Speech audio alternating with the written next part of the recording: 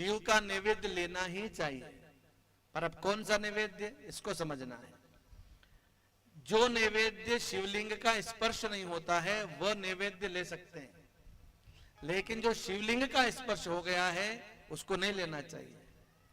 आजकल एक बड़ी दिक्कत आ रही है, मंदिरों में जाते हैं तो जलाधारी का पानी लेकर के मुंह में डाल लेते हैं।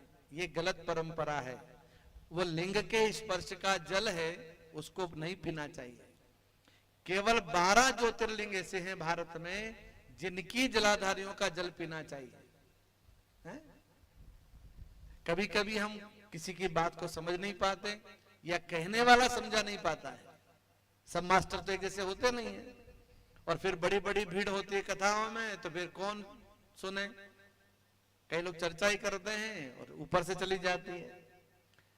तो जलाधारी के बाहर जिसका नैवेद्य लगता है वो शिव प्रसाद सबको लेना चाहिए, उसका त्याग कभी भी नहीं करना चाहिए। ऐसा नहीं कहना कि कल ले लेंगे, बाद में ले लेंगे, थोड़ी देर में ले लेंगे, नहीं, सामने आए तो लेना ही चाहिए। नहीं लोगे तो अपराध है।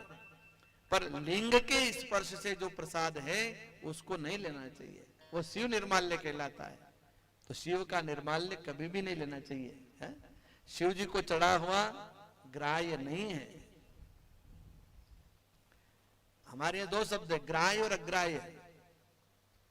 उसके लिए ऋषि परंपरा से जो पढ़े हैं, जो गुरु परंपरा से पढ़े, उनको पता है कि भाई ग्राह्य अग्राह्य शब्द का अर्थ कैसे करना है, कौन सा ग्राह्य है कौन सा अग्राह्य है, कौन सा लेना और कौन सा नहीं लेना, ये भाव है। तो शिव की जो जलाधारी है, जलाधारी के जो बाहर रखा होता है उसको लेना चाहिए। जलाधारी पर रखा हुआ लिंग के स्पर्श का प्रसाद कभी भी नहीं खाना चाहिए। और ये जल लेकर के जो पीने की आदत है ना, बीमारी चली जाएगी नहीं और बीमारी आ जाएगी। यहाँ तो ये दोष होता है, इसलिए सावधान रहना। हो गई गलती, चलो तो भगवान क्षमा करता है, भूल में सब चलता है, भगवान उस भूल को माफ करता है, भाव ग्राही जनार्दन। लेकिन इस बात का विशेष ध्यान रखना चाहिए, केवल 12 ज्योतिर्लिंग भारतवर्ष में हैं, 12 ज्योतिर्लिंग उसका ही जल पीना चाहिए, बाकी अन्य शिवलिंगों का जल नहीं पीना चाहिए। तो लिंग का स्पर्श नहीं करना। माता बहनों को भी दही दूध मल करके नहीं लगाना चाहिए, उसका भी हमारे निषेध लिखा है।